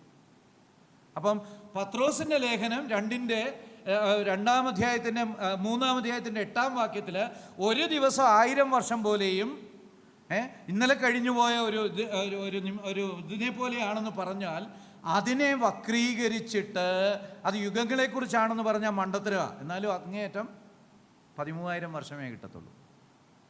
13780 കോടിയൊന്നും കിട്ടത്തില്ല. കിട്ടുമോ? കിട്ടത്തില്ല. അപ്പം പിന്നെ ഇങ്ങനെ കള്ളം പറഞ്ഞിട്ട് എന്നാ കാര്യം? എങ്ങും എത്തുകയില്ലേ പിന്നെ എന്നാ കാര്യം, അല്ലേ? ഓക്കെ, അത് ഒരു ഇലക്ട്രോണിൻ്റെ രൂപീകരണത്തിന് പോലും പര്യാപ്തമല്ല. ഈ 13000 വർഷമൊന്നും കിട്ടിയിട്ട് പ്രത്യേകിച്ച് ഒരു കാര്യവുമില്ല, അല്ലേ? ഒരു ജീവനുള്ള കോശത്തിലെ ഘടകമായ ഒരു അമിനോ ആസിഡ് പോലും തനിയെ ഉണ്ടാകാൻ ആ സമയം പരിണാമശാസ്ത്രം അനുസരിച്ച് തന്നെ പര്യാപ്തമല്ല. ഈ പത്രോസിൻ്റെ 3:8 കൊണ്ടുവന്നിട്ട് അത് യുഗമായിരിക്കും എന്നൊക്കെ പറഞ്ഞു ഫലിപ്പിച്ചാൽ ഒരു ഗുണവുമില്ലെന്നേ ചങ്ങാതി. ഈ ദൈവിക പരിണാമം ഒന്നും പറഞ്ഞിട്ട് എങ്ങും എത്താനായിട്ട് പോകുന്നില്ല, ഒരു കാര്യവും ഇല്ല. പിന്നെ സങ്കീർത്തനങ്ങൾ 94 അവർ ഉദ്ധരിക്കുന്നതിലും ഒരു ദിവസം 1000 വർഷത്തിന് തുല്യമാണെന്ന് ആ ഭാഗം പറയുന്നില്ല. അതും കൂടെ ചേർത്ത് പറയും. സങ്കീർത്തനങ്ങളിൽ ഇങ്ങനെ പറയുന്നുണ്ട്, അവിടെ ഒരു ദിവസം 1000 വർഷത്തിന് തുല്യമാണെന്നൊന്നും നമുക്ക് അവിടെ നിന്ന് ചിന്തിക്കാനായിട്ട് പറ്റില്ല. എങ്ങനെയെങ്കിലും ദൈവത്തെ സൃഷ്ടാവ് സ്ഥാനത്തു നിന്ന് നീക്കാനാണ് ഈ വാദങ്ങളൊക്കെ കൊണ്ടുവരുന്നത്. ദൈവത്തിന് 24 മണിക്കൂർ കൊണ്ട് പറ്റുകയില്ല. അതുകൊണ്ട് ഇതൊക്കെ പരിണമിച്ചൊക്കെ ഉണ്ടായതാണ്, പ്രക്രിയകൾ വഴി ഉണ്ടായതാണെന്ന് പറയാനായിട്ടാണ് ശ്രമിക്കുന്നത്. മാത്രമല്ല പത്രോസ് 3:8 സ്വീകരിക്കുന്നതിലൂടെ സൃഷ്ടിയുടെ ഒരു ദിവസം 1000 വർഷത്തിന് തുല്യമാണെന്ന് ഒരാൾക്ക് വാദിക്കാൻ പറ്റുന്നത് പോലെ ഒരു ദിവസം 1 സെക്കൻഡിനും തുല്യമാണെന്ന് വാദിക്കാൻ പറ്റുകയില്ലേ, അല്ലേ? ആ വാക്യത്തിൽ പറയുന്നത് എന്താ? കർത്താവിന് ഒരു ദിവസം 1000 സംവത്സരം പോലെയും 1000 സംവത്സരം ഒരു ദിവസം പോലെയും. അപ്പം അങ്ങനെയാണെങ്കിൽ ഇതിൻ്റെ ഫസ്റ്റ് ഹാഫ് എടുക്കുക. ഒരു ദിവസം എന്ന് പറയുന്നത് 1000 വർഷം പോലെ. അപ്പോൾ അതുകൊണ്ട് അതൊരു യുഗമായിരിക്കണമെന്നൊക്കെ പറഞ്ഞ് പറ്റിക്കാൻ നോക്കുക. എന്നാൽ പിന്നെ പ്രിയ സഹോദരൻ, നമുക്ക് അതിൻ്റെ 2-ാം ഭാഗം എടുക്കാം. ആ ഒരു ദിവസം എന്ന് പറയുന്ന ഒരു സെക്കൻഡിനെ കുറിച്ചോ, ഒരു സെക്കൻഡിൻ്റെ ഒരു ഫ്രാക്ഷനെ കുറിച്ചോ, നാനോ സെക്കൻഡിനെ കുറിച്ചോ, അല്ലെ ഇപ്പോൾ അറ്റോ സെക്കൻഡ് ഉണ്ടല്ലേ, അറ്റോ സെക്കൻഡ് വാസ്തവത്തിൽ ടൈമിൻ്റെ മെഷറല്ല, അതിലേക്കൊക്കെ പോകാമെന്ന് പറഞ്ഞാലോ. അപ്പോൾ ഈ വാക്യം ഇതിനായിട്ട് ദുരുപയോഗം ചെയ്യുന്നത് ശരിയല്ല. അവരെ വാക്യത്തിൻ്റെ ആദ്യ ഭാഗം സൗകര്യപ്രദമായിട്ട് ഉപയോഗിക്കുക, 2-ാം ഭാഗം അവഗണിക്കുക. ഇതിന് ചെറിയ പിക്കിങ് എന്ന് പറയും. അവരവർക്ക് സൗകര്യമുള്ള ഭാഗം പെരുപ്പിച്ച് കാണിച്ചിട്ട് അത് ദൈവത്തിൻ്റെ കൽപ്പനയാണെന്ന് പറയുക. ദൈവം എല്ലാം സൃഷ്ടിച്ച് 6 ദിവസം കൊണ്ടാണെന്ന് ഉൽപ്പത്തി പുസ്തകം വ്യക്തമായിട്ട് പറയുന്നുണ്ട്. ഇനിയും പുറപ്പാട് 20-ന്റെ 8 തൊട്ട് 11 വരെ ദൈവം അത് അംഗീകരിച്ചതിനാൽ ദിവസം എന്നത് 24 മണിക്കൂർ എന്നത് വ്യക്തമാണ്. ഉൽപ്പത്തി പുസ്തകം 20-ന്റെ 8 തൊട്ട് 11 വരെ ദൈവം അവിടെ കൃത്യമായിട്ട് അതിനെ അംഗീകരിച്ചായിട്ട് നമുക്ക് കാണാൻ പറ്റും. ഈ 20-ാം അധ്യായത്തിൽ എന്നാ പറഞ്ഞത്? 10 കൽപ്പനകൾ കൊടുക്കുക. അതിൽ 7-ാം ദിവസം ശബത്ത് ആചരിക്കാനായിട്ട് കൽപ്പിച്ചിരിക്കുക. പുറപ്പാട് ദിവസം 20-ൽ അതിൻ്റെ 8 തൊട്ട് 11 വരെ 7-ാം ദിവസം ശബത്ത് ആചരിക്കണമെന്നുള്ള കൽപ്പന കൊടുത്തേക്കുക. അതൊരു 1000 വർഷമുള്ള ഒരു യുഗമാകാൻ പറ്റുമോ? ശബത്ത് പറ്റുമോ? ശബത്തിൽ ജോലിയൊന്നും ചെയ്യരുത്. 1000 വർഷം ആരും ജോലി ചെയ്യാതിരുന്നാൽ എങ്ങനെ ഇരിക്കും? ഈ ലോകം മുന്നോട്ട് പോകുമോ? ഒരിക്കലും പറ്റുകയില്ല. ഇന്നും 24 മണിക്കൂർ അടിസ്ഥാനത്തിലാ ഇസ്രയേലിലുള്ള ആളുകൾ ശബത്ത് ആചരിക്കുന്നു. ഇന്നും അങ്ങനെ. പിന്നെ എവിടുന്ന് കിട്ടി ഈ ഓരോ ദിവസവും 1000 വർഷമാണെന്നുള്ള സങ്കല്പം, അല്ലെ യുഗങ്ങളാണെന്നുള്ള സങ്കല്പം എവിടുന്ന് കിട്ടി? വചനത്തെ ഇടിച്ചു താഴ്ത്താനായിട്ട് പറയുക. ഇന്നും അവിടെ ശബത്ത് ആചരിക്കുന്ന 24 മണിക്കൂർ അടിസ്ഥാനത്തിൽ. അപ്പം പുറപ്പാട് പുസ്തകം 20-ന്റെ 8 തൊട്ട് 11 വരെ ശബത്ത് ആചരിക്കാൻ പറഞ്ഞിരിക്കുന്ന ആ ശബത്ത് ദിവസം 24 മണിക്കൂർ ശബത്താ. അത് 1000 വർഷമാക്കാൻ പറ്റത്തില്ല. ആളുകൾ പട്ടിണി കിടന്ന് ചത്തുപോകും. മാത്രമല്ല അതൊരു യുഗമാണ്. 1000 വർഷമാണെന്ന് വെച്ചാൽ എത്ര മനുഷ്യർക്കത് ആചരിക്കാൻ പറ്റും? ചിന്തിച്ചിട്ടുണ്ടോ? ഒരു മനുഷ്യൻ ജീവിക്കുന്നത് 100 വർഷമാണെന്ന് കൂട്ടിക്കും. അപ്പോൾ ഇന്ന് 1-ാം ദിവസം തുടങ്ങുക. 1-ാം ദിവസം 1000 വർഷമാണ്. അപ്പം 10 തലമുറ. 10 തലമുറയൊന്നുമല്ല, അതിൽ കൂടുതലുണ്ട്. തലമുറ കണക്കാക്കുന്ന വേറൊരു മാർഗ്ഗമാണ്. 10 തലമുറയെന്ന് കൂട്ടുക. ആ 10 തലമുറയ്ക്കും കിട്ടത്തില്ല ശബത്തല്ലേ. 2-ാം ദിവസം വേറെ ഒരു 10 തലമുറ അവർക്ക് കിട്ടുമോ? 3-ാം ദിവസം വേറെ ഒരു 10 തലമുറ കിട്ടുമോ? ഇല്ല. അവസാനം ഒരു 5 ദിവസങ്ങൾ 50 തലമുറകൾ കഴിഞ്ഞിട്ട് വരുന്ന പഹയന്മാർക്ക് കണ്ടിന്യൂസ് ആയിട്ട് അവൻ്റെ ജീവകാലം മുഴുവൻ ശബത്തായിരിക്കും. ഞാൻ പറയുന്നത് മനസ്സിലാകുന്നുണ്ടോ? ഒരു ദിവസം എന്ന് പറയുന്നൊരു യുഗമാണെന്ന് വെച്ചോ. അപ്പോൾ 1-ാം ദിവസം നമ്മൾ 100 വർഷമല്ലേ ജീവിക്കുന്നുള്ളൂ. അപ്പം നമുക്ക് 1-ാം ദിവസത്തിൻ്റെ ആരംഭം തൊട്ട് ആ 1-ാം യുഗത്തിൻ്റെ ആരംഭം തൊട്ട് അവസാനം വരെ ജീവിക്കാൻ പറ്റിയല്ലേ? പറ്റുമോ? ഇല്ല. അപ്പം ഒരാൾ 100 വർഷം വരെ ജീവിച്ചു, വേറൊരാൾ 100 തൊട്ട് 200, 200 തൊട്ട് 300, അങ്ങനെ 10 തലമുറകൾ കൊണ്ടാണ് ആ 100 വർഷം 1000 വർഷം തീരുന്നത്. 2-ാം ദിവസം അതുപോലെ വേറെ 10 തലമുറകൾ, 3-ാം ദിവസം വേറെ 10 തലമുറകൾ, അങ്ങനെ 50 തലമുറകൾ, 60 തലമുറകൾ കഴിയുമ്പോഴത്തേക്കാണ് 6-ാം ദിവസം തീരുന്നത്. പിന്നെ 7-ാം ദിവസം ആരംഭിക്കുക. 7-ാം ദിവസം ആദ്യത്തെ തലമുറ അവൻ്റെ ജീവകാലം മുഴുവൻ ശബത്ത്, 2-ാമത്തെ തലമുറ അവൻ്റെ ജീവകാലം മുഴുവൻ ശബത്ത്, അങ്ങനെ 10 തലമുറകൾ ശബത്തിലൂടെ കടന്നു പോകണം. പറ്റുമോ? മാത്രമല്ല ഈ ശബത്ത് എല്ലാവരും ആചരിക്കണമെന്നുള്ള കൽപ്പനയാണ്. അത് കുറച്ചു പേർക്കേ ആചരിക്കാൻ പറ്റുള്ളെങ്കിൽ എങ്ങനെ ഇത് 10 കൽപ്പനയിൽ കയറിക്കൂടി? ഇതെല്ലാം മണ്ടത്തരങ്ങളാണ് പറയുന്നത്. ആലോചിച്ച് നോക്കി. വചനത്തെ വീക്കെൻഡ് ചെയ്യാനായിട്ട് ഈ 24 മണിക്കൂർ എന്നൊക്കെ പറയുന്നത് വലിയ യുഗങ്ങളാണെന്നൊക്കെ പറഞ്ഞ് നമ്മളെ പറ്റിക്കുക. കേവലം 100 വർഷത്തെ ആയുർദൈർഘ്യമുള്ള മനുഷ്യർക്ക് 1000 വർഷം ശബത്ത് ആചരിക്കാൻ കഴിയത്തില്ല. It is impossible. അപ്പോൾ അതുകൊണ്ട് ഈ ലോകത്തിൽ 1000 വർഷം തുടർച്ചയായിട്ട് ശബത്ത് ആചരിച്ച ലോകത്തിൻ്റെ കാര്യം കട്ടപ്പുക. 2 ശബത്ത് തമ്മിലുള്ള ഇടവേള 6000 വർഷം ആയിരിക്കുമെന്നതിനാൽ പലർക്കും ഇത് ആചരിക്കാൻ അവസരം ലഭിക്കത്തുമില്ല. അപ്പം 10 കൽപ്പനയിൽ ഉൾപ്പെടുത്തിയ ദൈവം ഒരു സമ്പൂർണ്ണ വിഡ്ഢിയാണെന്ന് പറയേണ്ടി വരും. അപ്പോൾ ഇതെല്ലാം നമ്മളെ കൊണ്ട് നോക്കുമ്പോൾ ഇത് 24 മണിക്കൂർ സമയങ്ങൾ തന്നെയാണ്. ഈ ശബത്തിൻ്റെ തത്വം വെച്ച് നോക്കുമ്പോൾ ഇത് 24 മണിക്കൂർ സമയങ്ങൾ തന്നെയാണ്. ഇത് ഉത്സവങ്ങളോടുള്ള ബന്ധത്തിലും ഒക്കെ നമ്മൾ ഇതേ തത്വം കാണുന്നുണ്ട്. ചിലയിടത്തൊക്കെ ദിവസത്തിന് യുഗങ്ങൾ എന്നുള്ള അർത്ഥം കൊടുത്തിട്ടുണ്ട്. അത് ആ ഭാഗം വായിച്ചാൽ നമുക്ക് കൃത്യമായിട്ട് അത് മനസ്സിലാകുകയും ചെയ്യും. അപ്പം ദൈവം സാക്ഷാൽ സർവശക്തൻ താന് തൻ്റെ വാക്കിനാൽ സൃഷ്ടിച്ച പ്രപഞ്ചമാണ്. ആ ദൈവത്തെ നമ്മുടെ ജീവിതത്തിൽ നിന്ന് നമ്മൾ പുറത്തു കളയാനായിട്ട് പാടില്ല. ത്രിയേകത്വത്തിലെ രണ്ടാമത്തെ വ്യക്തിത്വമായ യേശു ക്രിസ്തു നമുക്ക് വേണ്ടി മരിച്ചെങ്കിൽ നമ്മുടെ ജീവിതത്തിൻ്റെ കേന്ദ്രത്തിൽ നിന്ന് ഈ കർത്താവിനെ മാറ്റാനായിട്ട് സാധിക്കത്തില്ല. പ്രിയപ്പെട്ടവരെ, ഈ വചനത്തെക്കുറിച്ച്, നമ്മുടെ കർത്താവിനെക്കുറിച്ച്, ഈ വചനം തന്ന ദൈവത്തെക്കുറിച്ച് നമുക്ക് നന്ദിയുള്ളവരായിരിക്കാം, അഭിമാനമുള്ളവരായിരിക്കാം. ഇത് സമ്പൂർണ്ണമായിട്ടും വിശ്വസിച്ച് ഒരു ക്രിസ്തു കേന്ദ്രീകൃത ജീവിതം നയിക്കാനായിട്ട് നമുക്ക് ഇടയാകട്ടെ. ദൈവം നമ്മളെ സഹായിക്കട്ടെ. പേഷ്യൻ്റ് ഹിയറിങ്ങിനായിട്ട് ഞാൻ പ്രത്യേകമായിട്ട് നന്ദി പറയുന്നു. അവൻ്റെ നാമം മഹത്വപ്പെടുമാറാകട്ടെ.